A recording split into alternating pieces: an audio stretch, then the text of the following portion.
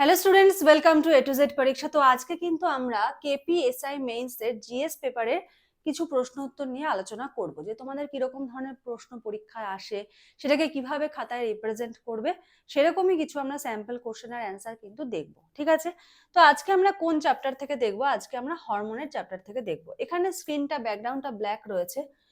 তোমরা আমাদের অনলাইন ক্লাসে যে নোটসটা পাবে সেটা কিন্তু এরকম ধরনের থাকবে। ঠিক আছে, বোঝা গেল?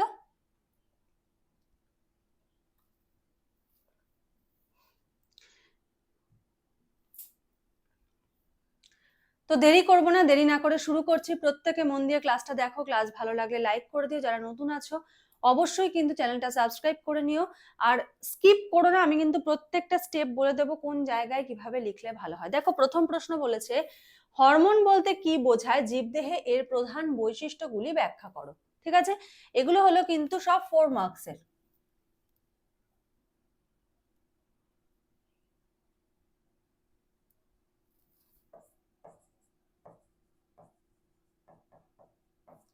ফোর মার্কস করে আছে এগুলোতে। ঠিক আছে, তো আমরা কি করব, প্রথমে দেখো হরমোন হেডিং করা হয়েছে। ঠিক আছে, এখানে তুমি সংজ্ঞা বলেও কিন্তু হেডিং করতে পারো।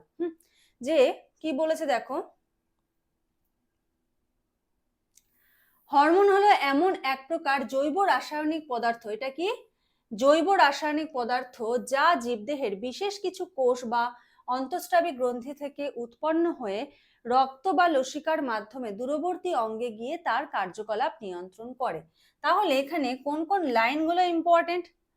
একটা হলো জৈব রাসায়নিক পদার্থ, এই যে ওয়ার্ড কটা তোমাকে লিখতেই হবে। আচ্ছা, কিছু কোষ বা অন্তঃস্রাবী গ্রন্থি থেকে উৎপন্ন হচ্ছে, কোথা থেকে উৎপন্ন হচ্ছে সেটা তোমাকে লিখতে হবে, এবং উৎপন্ন হয়ে কিসের মাধ্যমে যাচ্ছে? রক্ত এবং লসিকার মাধ্যমে দূরবর্তী অঙ্গে, মানে যেখানে টার্গেট অর্গান রয়েছে সেই দূরবর্তী অঙ্গে গিয়ে যেটা কাজ করছে তাকে আমরা কি বলছি? হরমোন। এবারে আমরা দেখব হলো হরমোনের বৈশিষ্ট্যাবলী। দেখো, প্রথমে কি বলেছে, হরমোন সবসময় অন্তঃস্রাবী গ্রন্থি থেকে নিঃসৃত হয়, সংজ্ঞার মধ্যেই বৈশিষ্ট্য থাকে।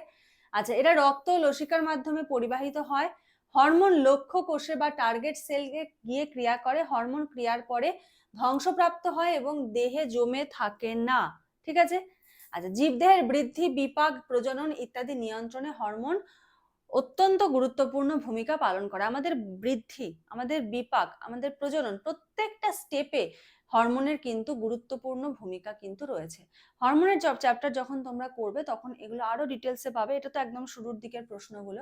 ঠিক আছে, তো এরকম ফরম্যাটে কিন্তু তোমরা সমস্ত ডিটেলস নোট কিন্তু তোমরা পেয়ে যাচ্ছ। পরের প্রশ্ন, অন্তঃস্রাবী বা অন্তঃক্ষরা ও বহিঃস্রাবী বা বহিঃক্ষরা গ্রন্থির মধ্যে পার্থক্য লেখো উদাহরণ সহ।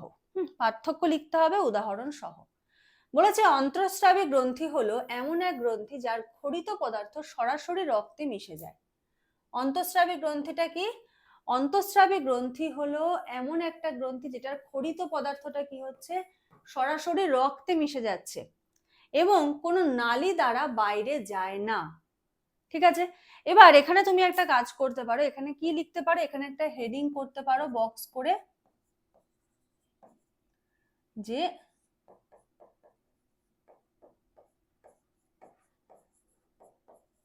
অন্তঃস্রাবী গ্রন্থি।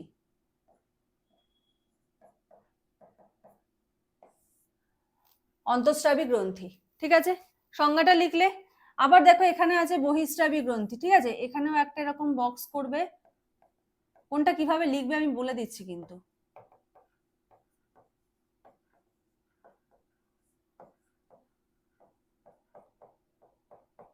বহিঃস্রাবী গ্রন্থি এমন একটা গ্রন্থি যার ক্ষরিত রস নালীর মাধ্যমে বাইরে নিঃসৃত হয়। ঠিক আছে, সংজ্ঞা দিলে। এবারে আসছে হলো পার্থক্য। পার্থক্য দেখো, এখানে আমি পয়েন্ট করে দিয়েছি, এখানে তোমরা এটাকে অন্যভাবেও সাজাতে পারো। একটা কি, অন্তঃস্রাবী গ্রন্থি কিভাবে সাজাবে আমি বলে দিচ্ছি। অন্তঃস্রাবী গ্রন্থিতে নালী থাকে না, বহিঃস্রাবী গ্রন্থিতে নালী থাকে। অন্তঃস্রাবী গ্রন্থি হরমোন নিঃসরণ করে, বহিঃস্রাবী গ্রন্থি এনজাইম বা নিঃসৃত পদার্থ ছাড়ে। আর উদাহরণ থাইরয়েড, পিটুইটারি। আর বহিঃস্রাবী গ্রন্থির উদাহরণ লালা গ্রন্থি, ঘর্মগ্রন্থি। তো এটাকে কিভাবে সাজাতে পারো দেখো, আমরা পার্থক্য জেনারেলি কেমন করে লিখি। এদিকে লিখবে হলো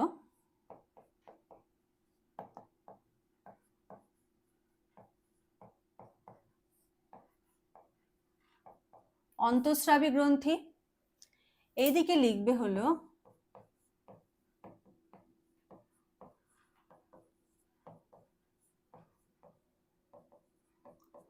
বহিঃস্রাবী গ্রন্থি।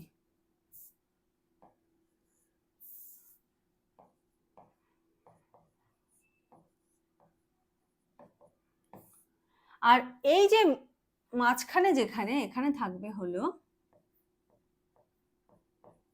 বা বিষয়ও লিখতে পারো,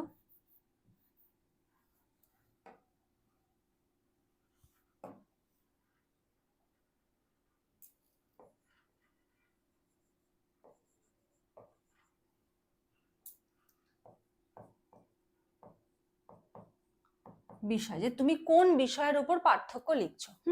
তাহলে প্রথম পয়েন্টটা আমার কি, যে নালী থাকে না, একটাতে নালী থাকে। তাহলে বিষয়ে গিয়ে তুমি কি হেডিং করতে পারো,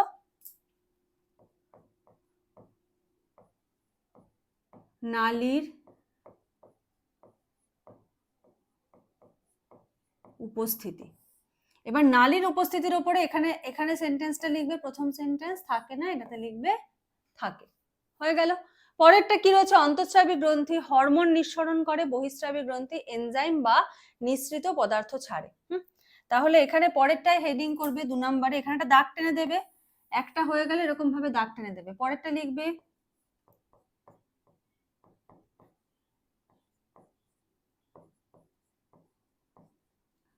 নিঃসৃত পদার্থ, হয়ে গেল, দাগ টেনে দিলে। তারপরটা হবে উদাহরণ। ঠিক আছে, ঠিক এরকম ভাবে কিন্তু তোমরা পার্থক্যগুলোকে লিখবে।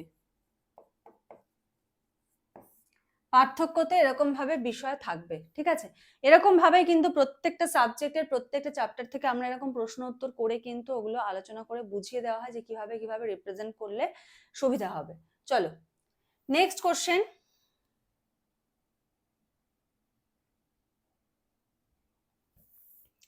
মিশ্র গ্রন্থি বলতে কি বোঝায়, দুটি উদাহরণ সহ এর গঠন ও কাজ ব্যাখ্যা করো। মিশ্র গ্রন্থি, ঠিক আছে, দেখো যেসব গ্রন্থি, কি মিশ্র গ্রন্থি কাকে বলে, অন্তঃস্রাবী এবং বহিঃস্রাবী উভয় গ্রন্থি হিসেবে কাজ করে, তাদেরকে বলা হয় মিশ্র গ্রন্থি। তাহলে এখানে যে সংজ্ঞাটা লেখা রয়েছে, এখানে আমরা কি করতে পারি, এখানে একটা হেডিং দিতে পারি,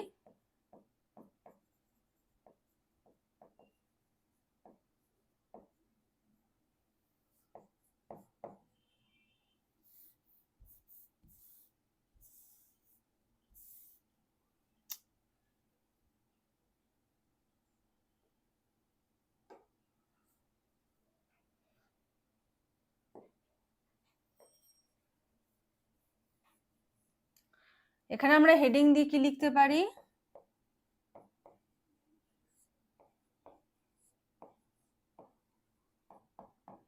মিশ্র গ্রন্থি দিয়ে তারপরে আমরা এই সংজ্ঞাটা লিখলাম, যেটা অন্তঃস্রাবী এবং বহিঃস্রাবী উভয় হিসেবে কাজ করে, তাকে আমরা কি বলছি, মিশ্র গ্রন্থি। আচ্ছা, এবারে আমরা কি করব, এবারে দেখব হলো উদাহরণ। উদাহরণে দেখো কি বলা হয়েছে, উদাহরণ অগ্নাশয়।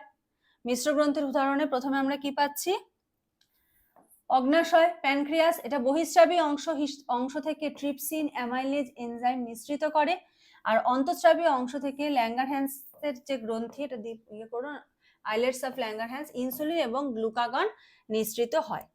আচ্ছা, নেক্সট দেখো কি বলেছে, শুক্রাশয়।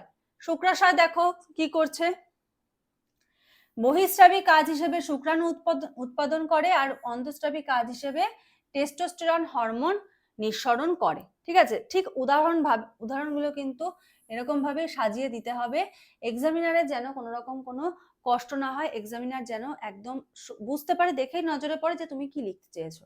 ঠিক আছে, চল পরের প্রশ্ন। কোশ্চেন প্যাটার্ন গুলো কেমন লাগছে প্রত্যেকে একটু জানিও, তোমাদের কোন চ্যাপ্টারের ওপর প্রয়োজন সেটাও একটু জানিও, কারণ তোমাদের কি প্রয়োজন আছে না আছে সেটা যদি তোমরা কমেন্ট না করো আমি কিন্তু বুঝতে পারবো না। ঠিক আছে, ধরো তোমার হিস্ট্রিতে কোনো একটা চ্যাপ্টারের ওপর প্রশ্ন উত্তরের সমস্যা হচ্ছে, বা জিওগ্রাফিতে বা কোনো সাবজেক্টে সমস্যা হচ্ছে, সেটা একটু আমাকে কমেন্ট করে কিন্তু জানাবে। ঠিক আছে, দেখো, কেন হরমোনকে রাসায়নিক সমন্বয়কারী বলা হয়, জীবদেহের বিভিন্ন অঙ্গের কাজ সমন্বয় সাধন করতে হরমোন রাসায়নিক বার্তাবাহক হিসেবে কাজ করে। ঠিক আছে, আচ্ছা তাহলে এখানে আমরা কি করব, দেখো এখানে যে পয়েন্ট কটা লিখবো, তো এখানে কি করবে, এখানে একটা এরকম ভাবে বুলেট করে দিলে, বুলেট 1 নম্বর পয়েন্ট হলো। ঠিক আছে, আচ্ছা দেন দেখো রয়েছে 2 নম্বর পয়েন্ট, এরা দেহের স্নায়ুর মতো দ্রুত সংকেত না পাঠালেও রক্তের মাধ্যমে দীর্ঘস্থায়ী প্রভাব সৃষ্টি করে।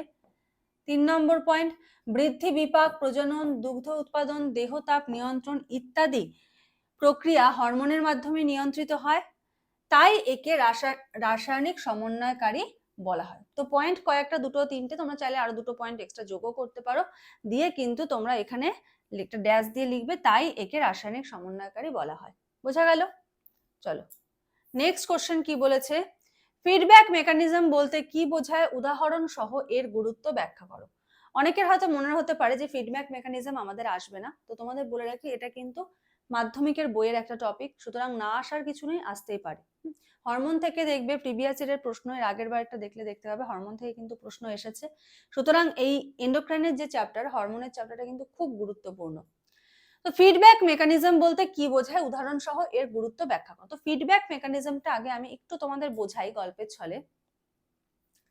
ধরো তোমার খুব খিদে পেয়েছে, এবার খিদে পেলে তুমি কি বলবে, মা আমাকে ভাত দাও আমার খিদে পেয়েছে, বা মা আমাকে কিছু বানিয়ে দাও আমার খিদে পেয়েছে, তাই তো? তাহলে প্রথমে তোমার কি হলো,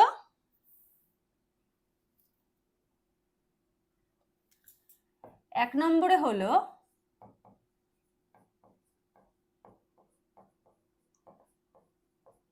খিদে পেল, 2 নম্বরে কি,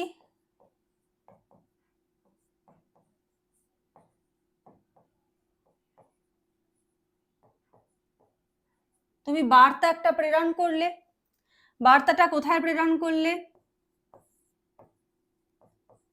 তোমার মাকে বার্তাটা প্রেরণ করলে যে না আমার খিদে পেয়েছে, মা কি করলো,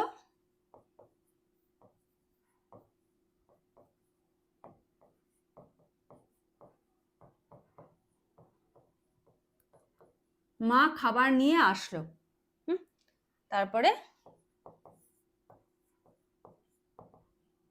তুমি খেলে। তো এই যে 5টা স্টেপ, এটাই হলো ফিডব্যাক মেকানিজম। মানে কি, তোমার খিদে পেয়েছে, তার মানে তোমার যে মানে স্টমাকটা আর কি, ঠিক আছে,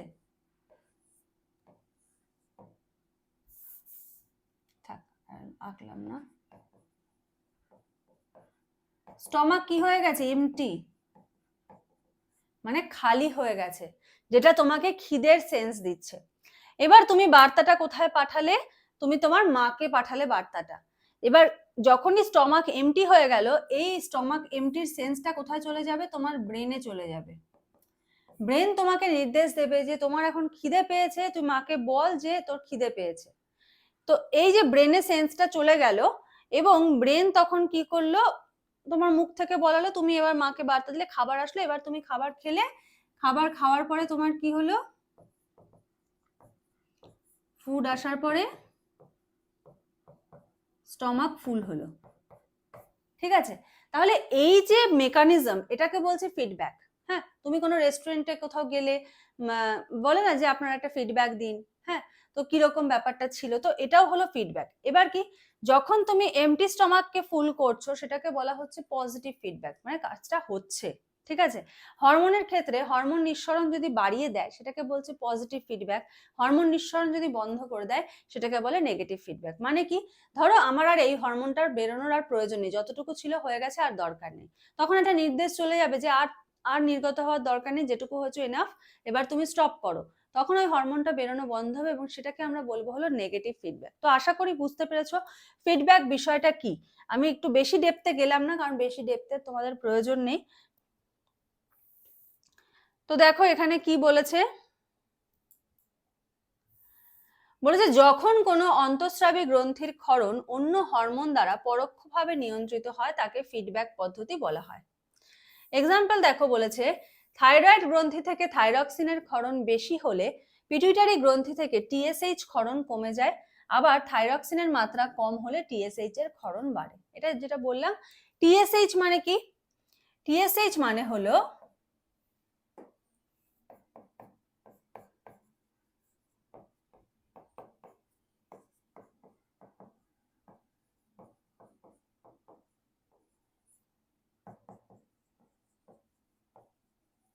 থাইরয়েড স্টিমুলেটিং হরমোন। স্টিমুলেটিং মানে কি? উদ্দীপিত করছে। কি উদ্দীপিত করছে? এই থাইরক্সিনের রিলিজ হতে। তাহলে থাইরয়েড গ্রন্থি থেকে থাইরক্সিনের ক্ষরণ যদি বেশি হয়ে যায়, তার মানে কি আর থাইরক্সিনের রিলিজের প্রয়োজন নেই, তখন টিএসএইচ এর ক্ষরণটা কমে যাবে, যে টিএসএইচ আর নির্গত হয়েও না। আবার ধরো থাইরক্সিনের ঘাটতি হলো, তখন আবার টিএসএইচ এর ক্ষরণটা বেড়ে যাবে এবং যার ফলে আবার থাইরক্সিন কিন্তু সিক্রেট হবে। ঠিক আছে, আশা করি বুঝতে পেরেছো। যদি অসুবিধা হয় আমাকে কমেন্ট করে জানাবে, ম্যাম এই কোশ্চেনটার অ্যান্সার বুঝিনি, আমি নেক্সট ক্লাসে আবার বুঝিয়ে দেবো। ঠিক আছে, আচ্ছা। দেন দেখো বলেছে হলো এই প্রক্রিয়ায় দেহে হরমোনের ভারসাম্য বজায় থাকে এবং কোনো হরমোন অতিরিক্ত বা কম পরিমাণে নিঃসৃত হয় না। ঠিক আছে, কারণ আমাদের বডি একটা ইকুইলিব্রিয়ামে থাকে, যখনই বডির সেই ব্যালেন্সটা নষ্ট হবে তখনই কি হবে, বডিতে কোনো না কোনো ডিজিজ দেখা দেবে। তো এই বডির এই ব্যালেন্সটা কিন্তু বডি নিজের থেকেই মেনটেন করে।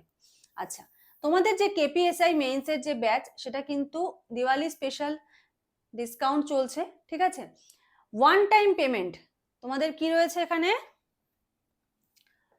One time payment. দুর্গাপূজাতেও তোমাদের ডিসকাউন্ট দেওয়া হয়েছিল, অফার দেওয়া হয়েছিল, এবার কালী পূজা স্পেশাল অফার চলছে 20 অক্টোবর পর্যন্ত কিন্তু এটার ভ্যালিডিটি।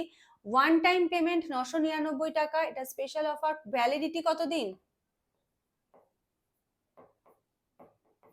50 দিন, 60 দিন, 3 মাস, 90 দিন। তোমাদের ভ্যালিডিটি হলো WBPSI মেইনস। নেক্সট যে WBPSI মেইনসটা হবে প্রিলিমস এর পরে, সেটার যে মেইনস হবে, সেই মেইনস পর্যন্ত কিন্তু তোমাদের এই কোর্সটার ভ্যালিডিটি থাকবে। তো যারা যারা জয়েন করতে চাইছো, তোমরা স্ক্রিনে যে নাম্বার দেখতে পাচ্ছ সেই নাম্বারে যোগাযোগ করে কিন্তু সমস্ত ডিটেলস জেনে নিয়ে কিন্তু জয়েন হয়ে যেতে পারো। এখানে তোমাদের কিন্তু সমস্ত কিছু descriptive math,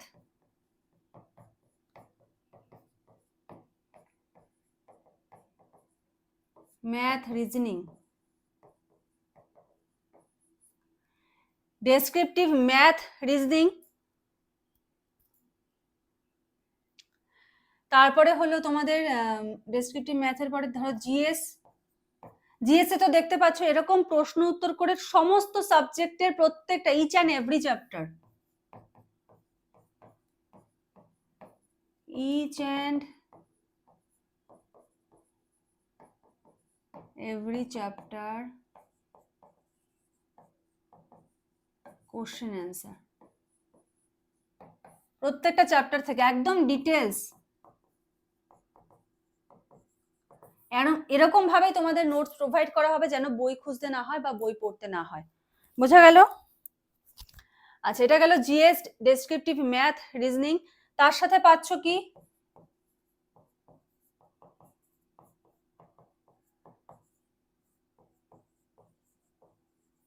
descriptive Bengali English.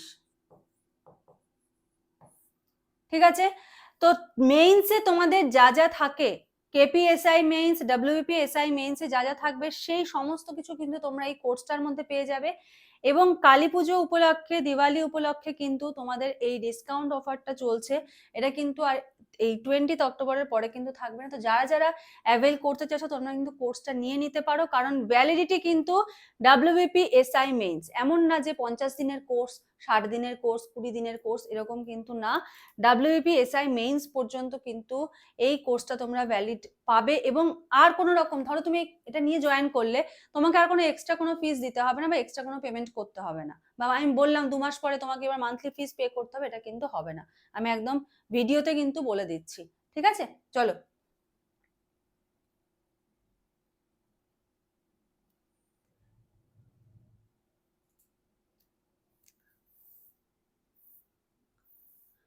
পরের প্রশ্ন। বলে যে রাসায়নিক প্রকৃতি অনুসারে হরমোনের শ্রেণীবিন্যাস লেখো ও প্রত্যেক শ্রেণীর দুটি করে উদাহরণ দাও। এখানে আমি লিস্ট আকারে দিয়েছি, তো তোমরা কি করতে পারো যে রাসায়নিক প্রকৃতি অনুসারে প্রথমে এই যে রাসায়নিক প্রকৃতি অনুসারে হরমোনের শ্রেণীবিন্যাস এই হেডিংটা করলে, হেডিংটা করার পরে কি করবে আমি এটাকেই এই ওপরে দেখাচ্ছি, ঠিক আছে। ধরো এখানে লিখলে হরমোন, করে এই ফ্লো চার্ট করে কিন্তু এই শ্রেণীবিন্যাসটা করবে, ঠিক আছে। ফ্লোচার্ট করে শ্রেণীবিন্যাসটা করার পরে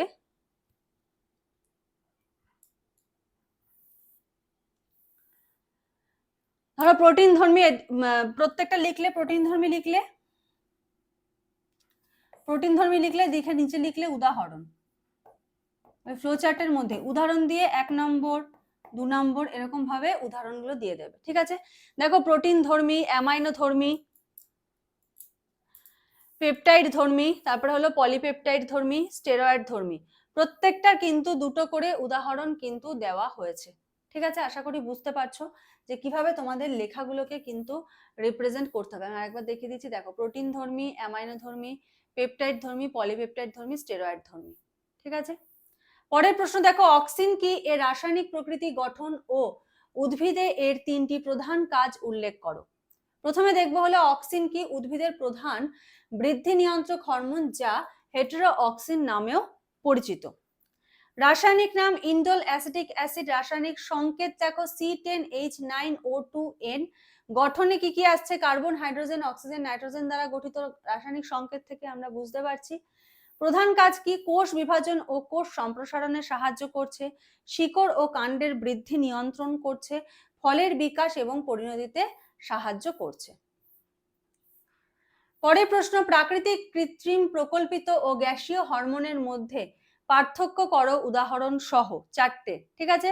তার মানে 4 মার্কস রয়েছে এক একটাতে। 1 নম্বর প্রাকৃতিক হরমোন, দেখো উদ্ভিদের শরীরে স্বাভাবিকভাবে উৎপন্ন হয়, তারপরে উদাহরণ অক্সিন, জিব্বারেলিন। কৃত্রিম হরমোন পরীক্ষাগারে প্রস্তুত করা হয়, NAA24DIBA, যদি পারো এগুলোর ফুল ফর্ম লিখে দেবে, ঠিক আছে। Naphthalene acetic acid, indole butyric acid, full form গুলো লিখবে। প্রকল্পিত হরমোন অনুমান নির্ভর হরমোন যেমন ফ্লোরিজেন, তারপরে হলো ডরমিন, রাইজোক্যালিন, এটা দিয়ে আমি এমসিকিউ দিয়েছিলাম একদিন। আচ্ছা, গ্যাসীয় হরমোনের মধ্যে দেখো গ্যাস আকারে এটা কাজ করছে ইথিলিন, এটা কিন্তু খুব ইম্পর্টেন্ট। ইথিলিনটা তোমাদের যে প্রিলিমস রয়েছে না, প্রিলিমসে আসে এমসিকিউতে, নিম্নের কোনটি গ্যাসীয় হরমোনের উদাহরণ, ঠিক আছে। আর এই যে তোমরা এগুলো পড়বে, এগুলো কিন্তু প্রিলিমসেও হেল্প হয়ে যাবে, কারণ ডিটেলস পড়লে অটোমেটিক শর্ট কোশ্চেন করাই যায়। আর শুধু এমসিকিউ পড়ে কখনো প্রিলিমস ওরকম ভাবে হয় না, ডিটেলস পড়া থাকলে তোমাকে যেখান থেকে প্রশ্ন দিক তুমি কিন্তু অ্যান্সার করতে পারবে। চলো পরের প্রশ্ন, উদ্ভিদের বৃদ্ধি নিয়ন্ত্রণে অক্সিনের ভূমিকা ব্যাখ্যা করো। দেখো অক্সিন উদ্ভিদের বৃদ্ধি নিয়ন্ত্রণে সবচেয়ে গুরুত্বপূর্ণ ভূমিকা পালন করে। এবার আমাদের তো বেশি বড় করলে হবে না, দেখো এ বলেছে এটি কাণ্ড ও শিকড়ের কোষ সম্প্রসারণ ঘটায়, তারপরে হলো অন্ধকারে অক্সিন কার্যক্ষমতা বৃদ্ধি পায়, এটি কাণ্ডের অগ্রস্থ ভাজক কলা থেকে উৎপন্ন হয়, এটা খুব ইম্পর্টেন্ট পার্ট, যে কোথা থেকে হচ্ছে অগ্রস্থ ভাজক কলা থেকে উৎপন্ন হয়ে নিচের দিকে পরিবাহিত হয় এবং কাণ্ডটাকে বৃদ্ধি ঘটায়। ফলের বৃদ্ধি ও ফুল ঝরা রোধেও অক্সিন সহায়তা করে।